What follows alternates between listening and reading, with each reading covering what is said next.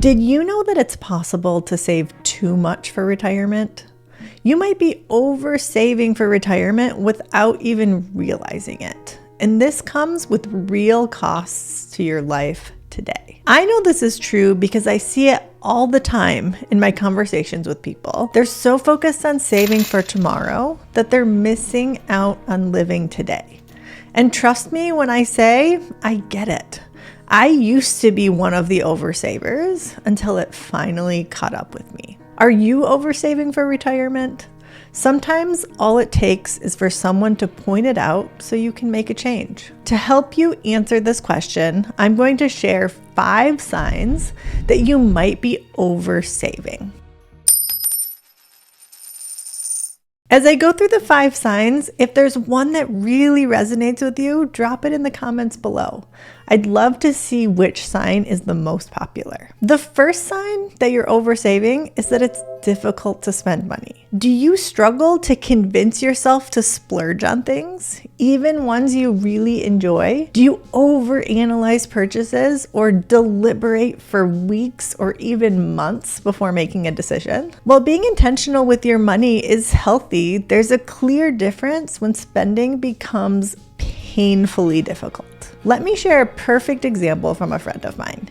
He and his wife quickly paid off their substantial student loan debt years ago, and those frugal habits stuck around. Even now, with his business earning more than they ever dreamed possible, he struggles to spend on activities his family loves.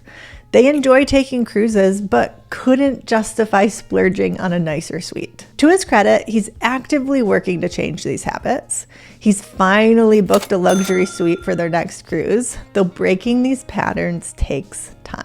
If this resonates with you, if you logically know you have enough money, but still find it hard to spend on things you enjoy, this might be a sign that you're saving too much. The next sign is that you keep working even though you don't need to. This can show up in 2 main ways. First, you might have reached financial independence, the point where your investments generate enough income to cover your expenses and work becomes optional. Yet, you continue to work anyway. 1 more year syndrome, am I right? Second, you might still be on the path to financial independence, but find it difficult to slow down. You might keep grinding it out at that job you hate, even though you don't need to. Remember that financial freedom is incremental. As you build wealth, you gain more options. At some point in your journey, you could switch to a lower paying career or start that business you've always dreamed of, simply because you don't need to save as much or at all. If either situation sounds familiar, you may be saving too much for retirement. Often we continue working out of habit, seeking psychological comfort. Here's the key though. It's all about intention. If staying in your job aligns with specific financial goals, fantastic. But if you're working on autopilot without knowing why, it's time to reassess. Ask yourself, if you don't enjoy your job, do you really need to stay? If the answer is truly yes, then this is not a sign of oversaving. Though I would encourage you to consider whether you could find something you enjoy more. But if it's a no and you're unclear why you're still there, take this as your wake-up call. I learned this lesson the hard way. During an earlier phase of life, while my husband and I were aggressively saving for financial independence, I stayed in a toxic job. Deep down, I knew I needed a change, but I couldn't bring myself to make one. My body was sending warning signals, but I ignored them. I tried pushing through until my body finally gave out. I experienced severe anxiety and panic attacks, which forced me to take a 6-month medical leave. I now share my story to help others like you avoid this mistake. If you don't need to keep working and you're not enjoying the work, it's a clear sign that you might be oversaving. The third sign that you're oversaving is that tracking your money is your only hobby. You live in your spreadsheets. You check your investments multiple times per day. You know your net worth down to the penny. You've memorized your monthly expenses and could recite them in your sleep. Okay, maybe that last one is a bit extreme, but you get the idea. It's one thing to be responsible with your money. And it's another to be obsessed. When money consumes so much of your time, you miss out on other activities.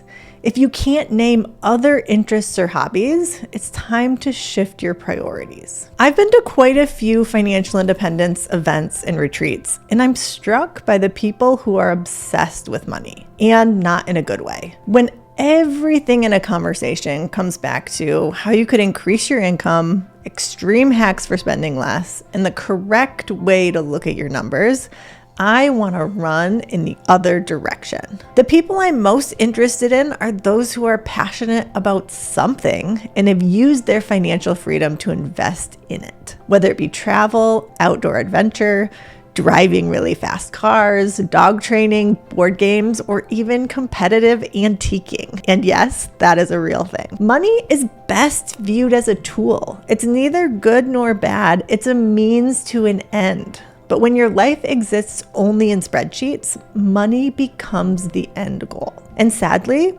there's not much else. This is why so many people who reach financial independence regret the path they took. It's a big reason why we coined the term SLOFI and are big advocates of Coast Financial Independence, the point where savings becomes optional. Both of these concepts can help the most avid savers shift their approach. All of that to say, if you find that this sign is true for you, you can make a change and discover new hobbies and passions. But more on that later. The next sign that you might be oversaving is that you're postponing activities until retirement. This shows up in many ways. You may be waiting to travel, delaying home renovation projects, or putting off learning new skills. You might keep saying, "I'll do that when I retire," or "That can wait until later." But here's the reality.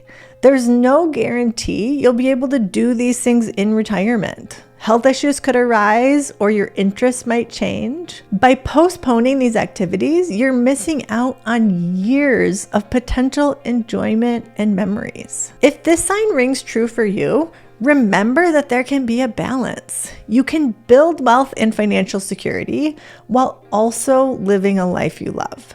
It doesn't have to be all or nothing. You can take small steps to start enjoying life more today. For example, if you've been putting off travel, start with a weekend getaway or even a day trip nearby. Or if you've been delaying home improvements, tackle one small project that would bring you joy. I think you'll find these small monetary investments bring huge returns in satisfaction and happiness. The fifth and final sign that you're oversaving for retirement is that you're adding buffers in your plan just to be safe. We see this frequently in our Coast with Confidence cohort, where we review students' numbers and help build their confidence to make lifestyle changes. Across multiple cohorts, we've noticed a pattern. Students often add multiple safety cushions to help them feel more secure. These buffers might include excluding Social Security benefits from retirement planning, assuming an overly conservative, say 4% inflation-adjusted growth rate for the stock market, using a 3% safe withdrawal rate, or inflating annual retirement expenses. Some people even do all of these at once. I understand the instinct. No one wants to be underprepared for retirement. And yes, planning conservatively makes sense, so you're more likely to be pleasantly surprised. But when you stack multiple buffers, you actually inflate your retirement number significantly. You might end up working toward a goal that's 30 to 50% more than necessary, sometimes even double, as we've seen in our Coast with Confidence cohort. So be honest with yourself. Have you done this? Have you built extra cushions in your plan just in case? If so, you're not alone. Without a specific plan though, or someone to review your numbers, it's easy to fall into this trap. That's why we created the Coast with Confidence program. Many people benefit from having a second set of eyes on their finances and learning that they have more freedom than they realize. If you'd like to learn more about the next cohort of our Coast with Confidence program, you can join the waitlist and learn when doors open for the next course. I'll include a link in the description below. And if you want to start making a change today and stop oversaving, the best advice I have is to find things that you enjoy. This can actually be more difficult than it sounds, and that's why I hosted this live stream on strategies to discover what you enjoy. Check it out to learn more. And as always, thanks for watching and enjoy the journey.